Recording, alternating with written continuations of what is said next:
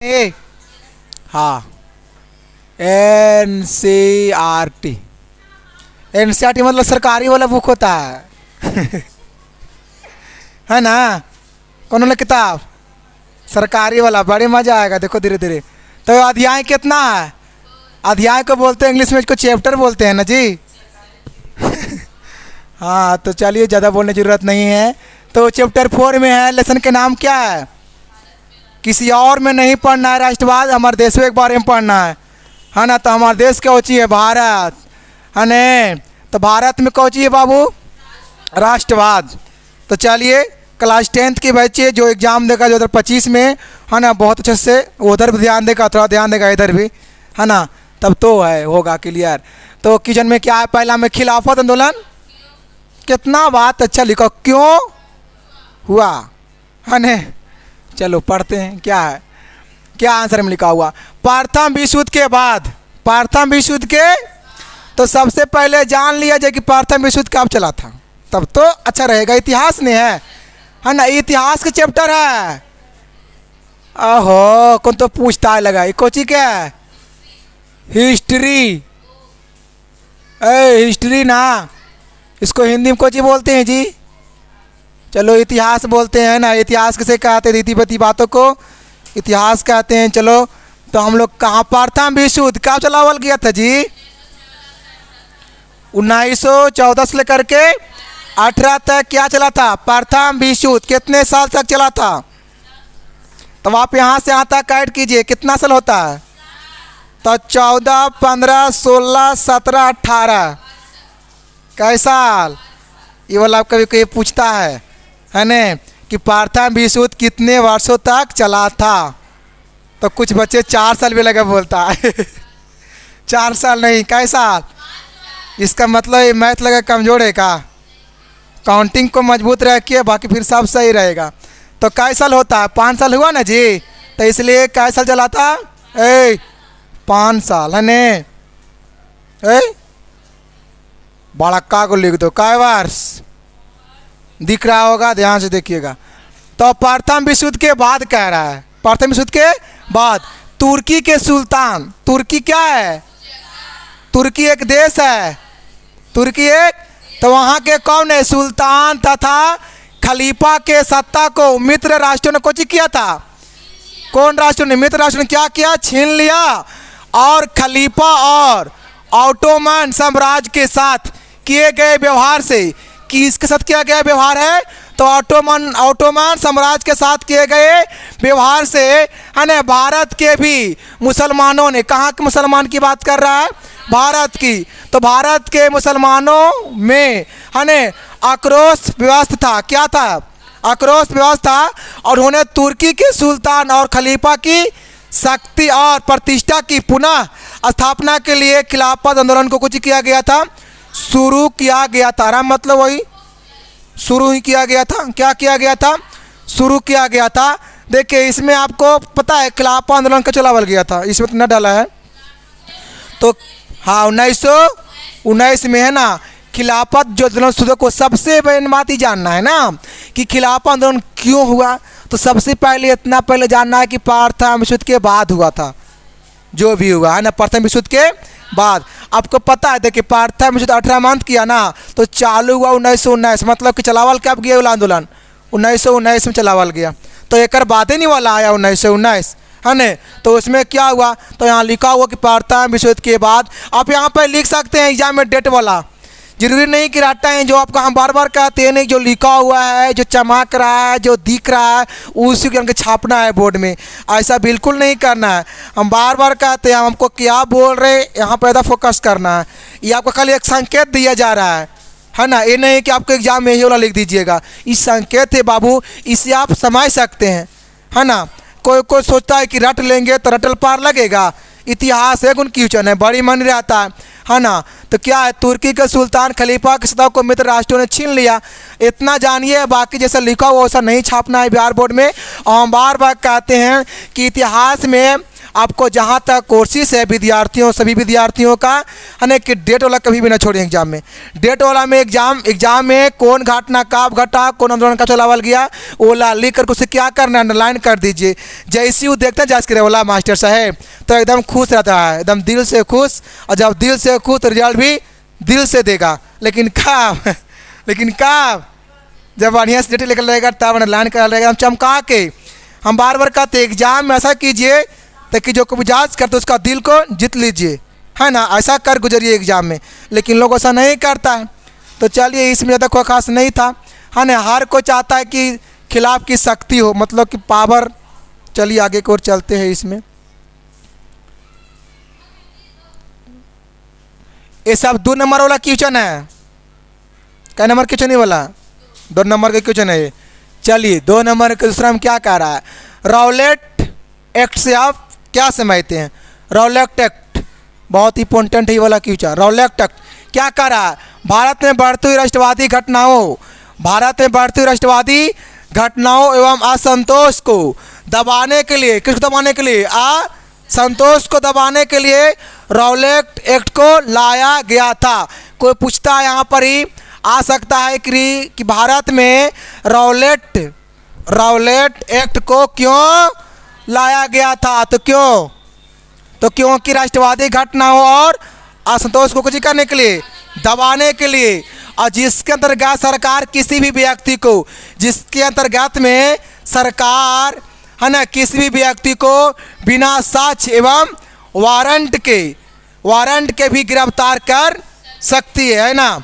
और फिर क्या लिखा है, इसी अधिनियम के अंतर्गत एक विशेष न्यायालय के गठन का प्रावधान था, है ना। कहता है कि इसी अधिनियम के अंतर्गत में क्या किया गया था कि एक विशेष न्यायालय के है ना गठन का कुछ किया गया प्रावधान था, जिसके निर्णय के विरुद्ध कोई अपील मतलब क्या नहीं किया गया था, कोई अपील नहीं किया गया। मतलब क्या,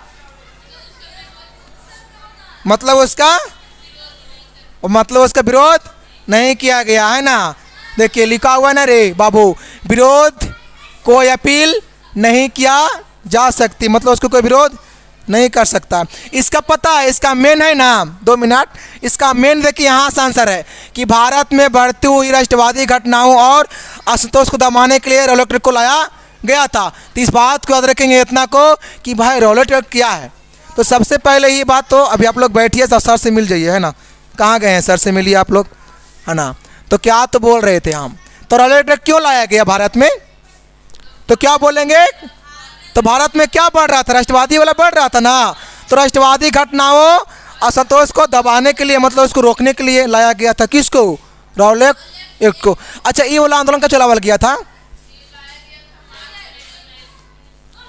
ये वाला जो चलाया गया आंदोलन से मार्च 1919 को। अभी इसमें पता 1919 में बड़ी मानी घटना घटा है, बड़ी मानी कुछ होगा, बड़ी मानी घटना घटा, लेकिन रटना नहीं है। इसमें आपको आगे पढ़ाएंगे जलियांवाला बाग हत्याकांड, उसमें भी पढ़ाएंगे हम इमेज के साथ, आपको वो आगे साथ आने वाला है ना। तो कोशिश करेंगे।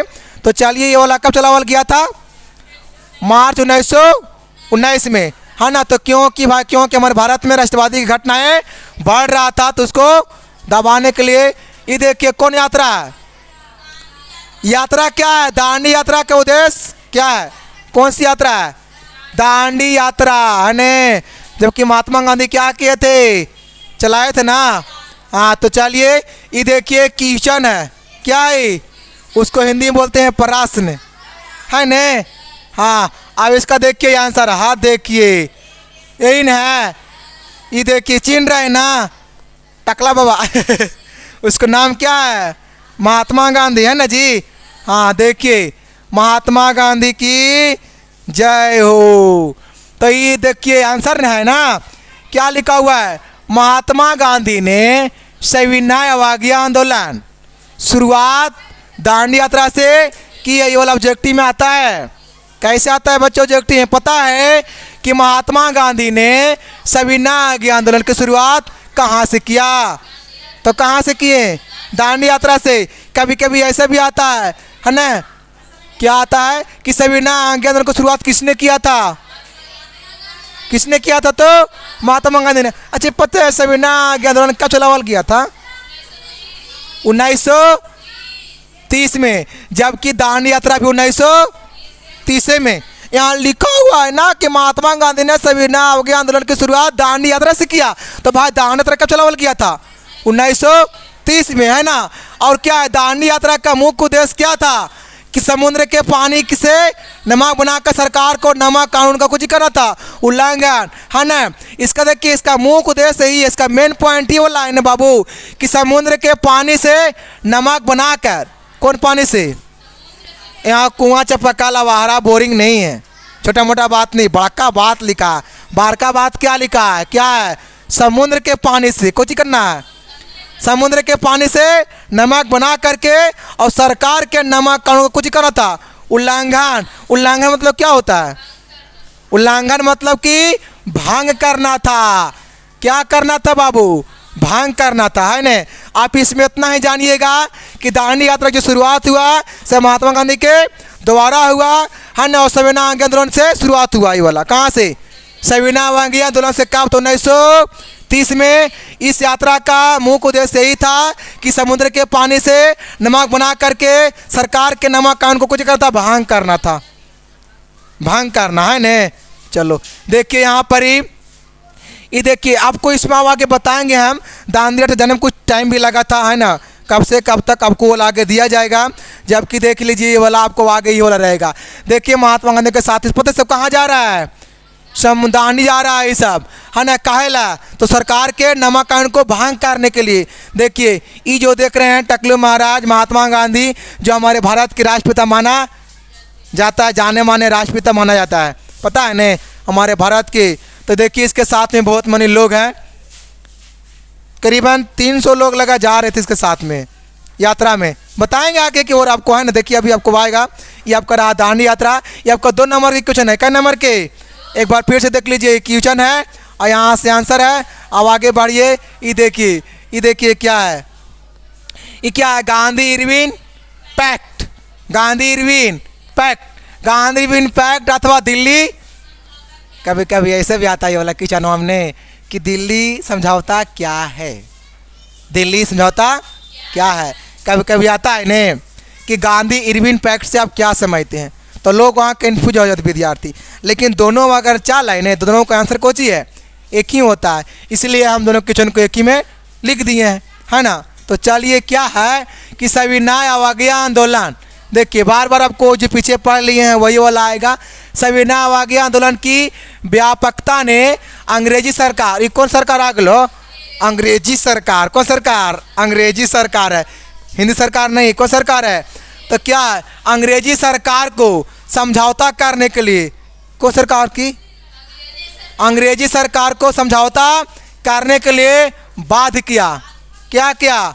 बाध्य किया। और 5 मार्च 1931 को, 5 मार्च 1900, वहाँ लिखा हुआ है 5 मार्च, हम यहाँ एक लिख देते हैं, आहा, 5 मार्च 1931 को वायसराय, है न, वायसराय लॉर्ड लिखा हुआ, लॉर्ड इरविन तथा गांधी जी के बीच समझौता हुआ। ये वाला आता है क्वेश्चनों में। कैसे आता है पता है? ऐसे आता है ने कि दिल्ली समझौता कब और किसके बीच हुआ, है ना। कैसे आता है बाबू? दिल्ली समझौता। कौन समझौता है? तो दिल्ली समझौता कब और किसके बीच हुआ? तो हम बोलेंगे कि 5 मार्च 1931 के हुआ। 5 मार्च 1900 और किसके किसके बीच? तो वायसराय, है ना। इसका मेन शॉर्ट में ये वाला नाम है ना। कोची है लॉर्ड इरविन, लॉर्ड इरविन और हमारे गांधी जी के बीच में हुआ था। कहाँ? तो दिल्ली में हुआ था। ये वाला आता है किचन ऑब्जेक्टिव में आता है ये वाला। तो नहीं कुछ को छोड़ देना है, छोड़ना नहीं है, पकड़ के उसको रगड़ के लिखना है। क्या कह रहा है कि गांधी, फिर से लॉर्ड इरविन और गांधी के बीच कोची हुआ? जो समझौता हुआ तो उसे कोची कहते हैं, जिसे दिल्ली समझौता के नाम से भी जाना जाता है। अब इसके तहत गांधी जी ने आंदोलन को स्थगित कर दिया तथा वाह कुछ हुआ, द्वितीय गोलमेज सम्मेलन, मतलब कि द्वितीय गोलमेज सम्मेलन कुछ किया, भाग लेने हेतु सहमत हो गया। आप सभी को बताते हुए चलिए।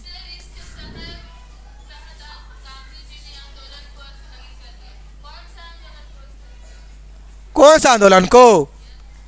इसमें तो आपका ये वाला आ सकता है, सविना आंदोलन वाला। देखो डेट क्या दिया है, 31। सविना आंदोलन कब हुआ था शुरुआत? 30 में हुआ था। तो इसमें तो आपका ये वाला ना आएगा। ऐसी देखो 31 में देखो कोई चीज़ कर रहा है, 31 में देखो आया ना, समाप्त किया 31 में वो वाला, हाँ ना। कौन कौन दिया जी? और कोई ना, सब भाग भगी का ला जाओ। सुबह सुबह मिला 20 रुपया, जा रहे थे रोड के पास, गिरा हुआ था 20 रुपया। जाओ चलो काम बना। है ने। तो ये देखिए, तो कहाँ पे है ये देखिए, क्या हो रहा है, दिल्ली समझौता हो रहा है। क्या हो रहा है? दिल्ली समझौता हो रहा है ना। ये समझौता कब हुआ था? तो 5 मार्च 1931। अच्छा जी, हम देखिए भुला गए, यहाँ द्वितीय गोलमेज सम्मेलन है ने। तो एक बार थोड़ा सा जान लिया जाए बड़ी बेहतरीन तरीका से, है ने। चलिए एक बार जान लेते हैं। चलिए हटाइए, चलिए देखिए वहाँ पर ये द्वितीय है ने। तो बताइए बाबू, जो जानते होंगे कि प्रथम गोलमेज सम्मेलन, है ने, प्रथम गोलमेज सम्मेलन कब हुआ था? सम्मेलन, हाँ, कहाँ से? तो प्रथम हुआ था कहाँ तक, कब? 1930 में होता प्रथम ना। प्रथम कब हुआ था? 1900। बताइए द्वितीय गोलमेज सम्मेलन कब हुआ था? द्वितीय गोलमेज सम्मेलन 1931 में हुआ था। और तृतीय भी हुआ था, हाँ। तृतीय सम्मेलन कब हुआ था? गोलमेज सम्मेलन ये आपका हुआ था 1900। आपके इतना बढ़िया लगातार तो है जी, कौन सी भारी बात है। 1931, 1930 और 1931, 1900 बल्कि 1932 में एक और हुआ था कोई कांड, और नाम कुछ है पूना समझौता, है नहीं, रात कांड कैसे बोल देंगे, रात कांड नहीं। चलिए तो कौन समझौता? पूना समझौता कब हुआ था? और लखनऊ कब हुआ था? 1916 में। आपको पिछली वीडियो में बताया गया है, जान करके जरूर देखने की कोशिश करेंगे, और नहीं तो भी छूट जाएगी। जब छूट जाएगी तो फिर अभी छूट जाएंगे, है ना।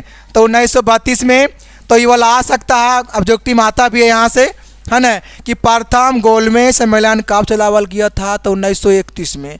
और द्वितीय प्रथम 1930 में, और द्वितीय 1931 में, और तृतीय 1932 में। क्या 1900 याद हो गया? रटने की जरूरत नहीं, लगातार एकदम मारिए, है ना। चलिए आगे की ओर चलते हैं। ये ऑब्जेक्टिव के लिए है। चलिए क्या, अच्छा चौपारण वाला है ना। चलिए बहुत अच्छा क्वेश्चन ये वाला है। कौन से आंदोलन है जी? चौपारण बिहार के लगा है, चौपारण पड़ता है ना। अच्छा बिहार में है ना। अच्छा हाँ, कलर, अच्छा बोलिएगा तब ना हम चेंज करेंगे, हमको क्या पता। येलो, ए भाई ले लो। अब दिख रहा होगा। चलिए हमको होता ना समझ में, येलो लोग क्या होता है। चौपारण आंदोलन तो क्या है? चौपारण आंदोलन, हेलो थोड़ा सा ध्यान दीजिए इधर। कौन आंदोलन? चौपारण आंदोलन अप्रैल 1917 में चलावल गया था, है ना। कब? 1917 ईस्वी में। और बिहार के चौपारण जिला में कहाँ चलावल गया था? बहुत ईजी है ये वाला, किसी छूटता नहीं है। छूटता उसी से है जो कभी वीडियो को छोड़ देता है, देखता ही नहीं है, तो छूट जाएगा। तो सबसे बिहार के तो ये घटना है। ये आंदोलन कहाँ के है? ये वाला ऐसे भी आता है कि चौपारण सत्याग्रह आंदोलन है, तो कभी कभी ऐसे आता शॉर्ट में कि चौपारण आंदोलन क्या है, ऐसा भी क्वेश्चन में आता है। तो उससे डरना, कन्फ्यूज होना, है ना, नहीं है। आपकी पूरी आंसर यही रहेगा, बस शर्त समझने की ज़रूरत है ना। ये वाला क्वेश्चन में कैसे आता है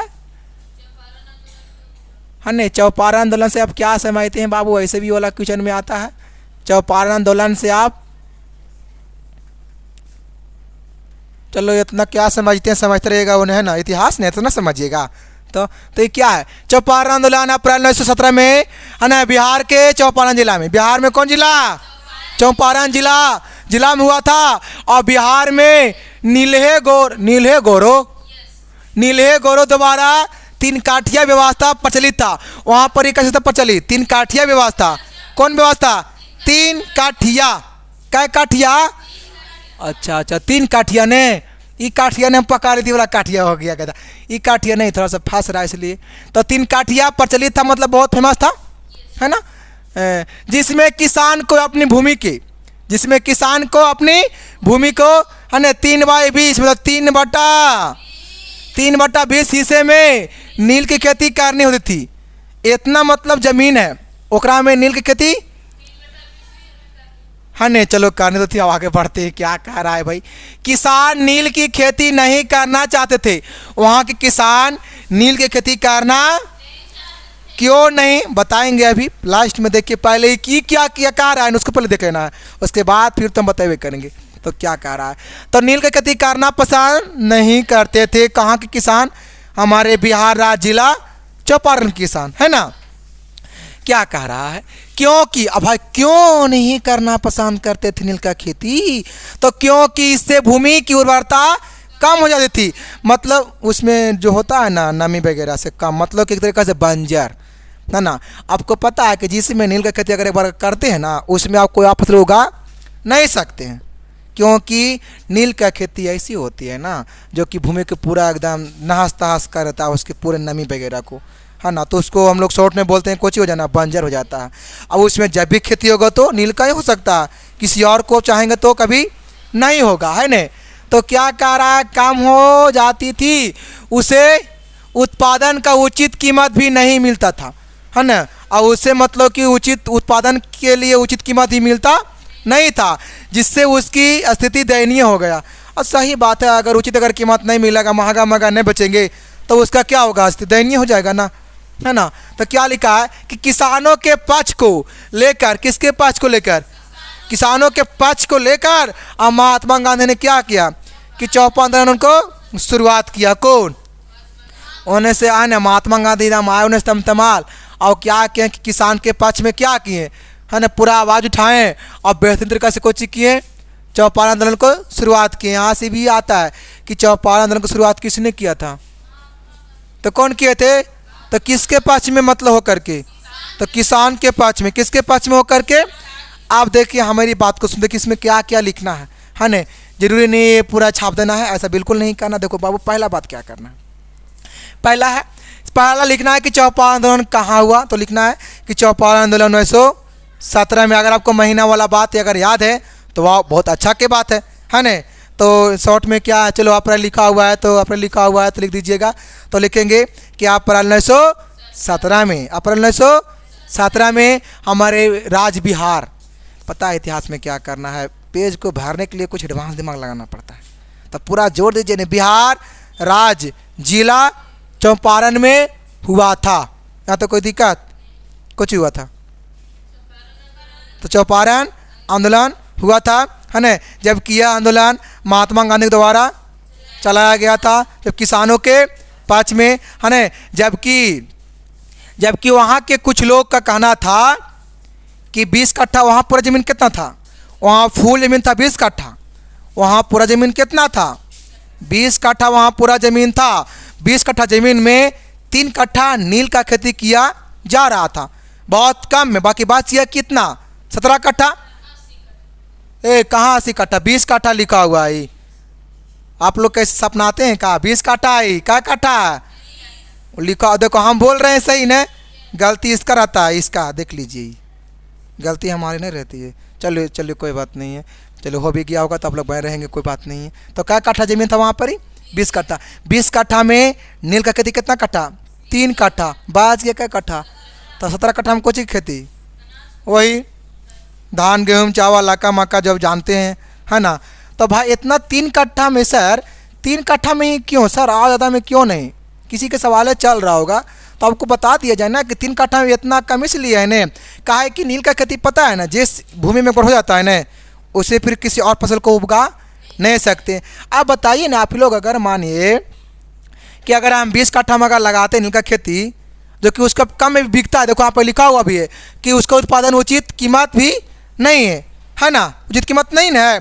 अब बताइए पूरा में लगा देंगे अब उचित उसका कीमत भी नहीं है तो फिर बेकार हो जाएगा। वैसे लोग किया भी है ना, और किया इसलिए वहाँ का स्थिति क्या रहा, दयनीय रहा। इसलिए लोग को वहाँ के कहा कि नहीं साहब 3 कट्ठा में नील का खेती कीजिए और बाकी इतना हम क्या करेंगे, धान गेहूँ चावल का करेंगे। तो इस तरीक़ा से अपनी ही भाषा में आप लिख सकते हैं, है ना, ज़्यादा रटने की ज़रूरत नहीं है। इतना लिखेगा न आपको नंबर एकदम फूल देगा, है ना, एकदम पकड़ के फूल नहीं बरसात देगा एकदम। चलिए क्या कह रहा, अच्छा असहयोग, इसको नाम क्या है, असहयोग। असहयोग का अर्थ क्या होता है, असहयोग का अर्थ क्या होता है, सहयोग नहीं करना। तो ऐसे समझिए न, ये नहीं कि डायरेक्ट पढ़ना, वो तो भाई पढ़वे करेंगे। चलो अब स्टार्ट करते। यहाँ देखिए असहयोग आंदोलन में चौरी चौरा, एरा कुछ पढ़ेंगे, चौरी। भूख लग गया क्या, हमको लग रहा है कि कुछ विद्यार्थी लगा बड़ा का मुंह फाड़ता है सभी जी, बाप ऐसे लग रहा है कि हमें लगा खा जाएंगे। तो यहाँ कौन कांड है, चौरा चौरी की घटना के क्या महत्व रहा, तो क्या है, असहयोग आंदोलन पूर्णतः कुछ लिखा हुआ अहिंसक आंदोलन था। कैसा आंदोलन था, अहिंसक आंदोलन। कैसा आंदोलन, अहिंसक, जिसमें हिंसा का कोई स्थान नहीं था, जिसमें हिंसा का कोई स्थान नहीं था। लेकिन 5 फरवरी 1922 को, है न जी, 5 फरवरी 1922 को गोरखपुर एक जिला है, पता है भारत में सबसे बड़ा प्लेटफॉर्म कहाँ माना जाता है, गोरखपुर। लांबा में ना, लांबा में बिहार में सबसे, उत्तर प्रदेश में, भारत में सबसे लंबा प्लेटफॉर्म कहाँ है, गोरखपुर, है न, गोरखपुर जिला में। जबकि गोरखपुर जिला कहाँ पड़ता है, उत्तर प्रदेश यूपी में, हमारे बिहार की बगल में, कहाँ, यूपी में, है न। तो उत्तर प्रदेश के चौरी चौरा नामक स्थान एगो जगह और नाम को चाहिए, चौरी चौरा, वो जगह जो कि जगह कहाँ है, उत्तर प्रदेश में, ठीक ना। कहता है क्या स्थान पे आंदोलनकारियों की भीड़ में पुलिस थाना पर, कौन थाना पर, पुलिस थाना पर हमला कर दिया। हमला हुआ, कुछ हुआ, हमला कर अनेक पुलिस कर्मियों को कुछ किया गया, मार कर जला गया, जिंदा जला गया। कैसा, पता है जब यहाँ पे घटना घट रहा था ने, तो सब पुलिस कर्मियों को कुछ किया गया, तो सब ऐसी स्थिति में छटपटा रहा था। हम वहाँ पर थे उस समय सामने में, हाँ वहाँ पर ही गए थे, है न। तो कुछ हो रहा था, सब ऐसे एकदम छटपटा रहा था एकदम ऐसे ऐसे। तो हम क्या कर सकते हैं अब, है न, हम तो कुछ कर देख सकते हैं और देख करके और रील बना सकते हैं, और यही कर सकते हैं। तो लेकिन फिर भी मेरा जहाँ तक कोशिश था वहाँ पर किए थे। तो यहाँ पर क्या है, तो चौर चौरा के नामक स्थान पे कहाँ चला गया, तो जिंदा कुछ किया गया जी, किसको, इसमें ये वाला बात लेकिन लगता है नहीं लिखा हुआ है। चलिए इसमें नहीं लिखा हुआ, लेकिन हम एक बार कह देते हैं।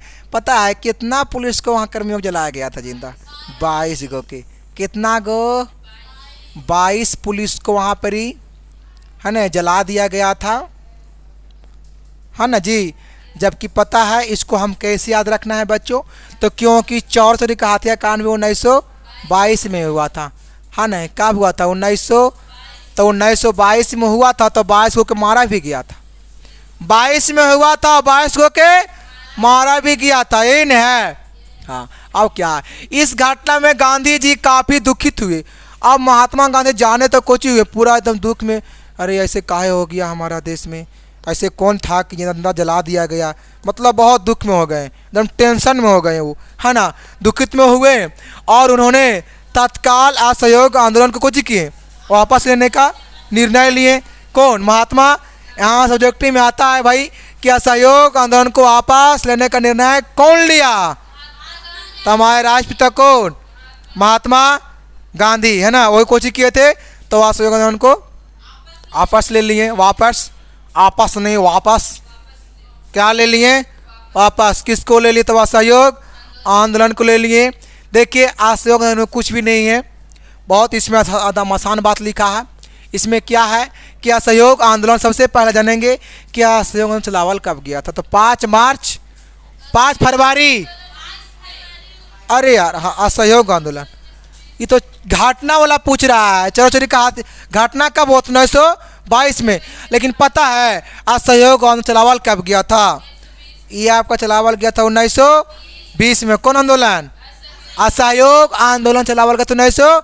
यहाँ देखिए पूछ रहा है सवाल क्या कि असहयोग आंदोलन में चोरी चोरी का हत्याकांड, मतलब कि वही चोरी चोरी के घटना का महत्व क्या रहा, तो उसका महत्व क्या रहेगा देखिए रहे होंगे आप लोग, है ना। इसमें 22 पुलिस को क्या किया गया? जिंदा जला दिया गया। तो महत्व खराब रहा न, अच्छा नहीं रहेगा एकदम इतना खराब कि हमारा देश के जो पिता है, राष्ट्रीय पिता जाने माने, जो कि महात्मा गांधी कोची में गए, दुख में हो गए। तो सोच लीजिए इसका महत्व क्या रहा। तो चलिए आगे क्या कह रहा है। हाँ, ये आ गया कांड वाला कहानी। ये कौन कांड दिख रहा होगा? यही है जालियांवाला बाग हत्याकांड। हथवा से मतलब किया गया कांड है। हथिया मतलब वही हथिया मतलब कर दिया गया। चलो देखते, ध्यान दे इधर।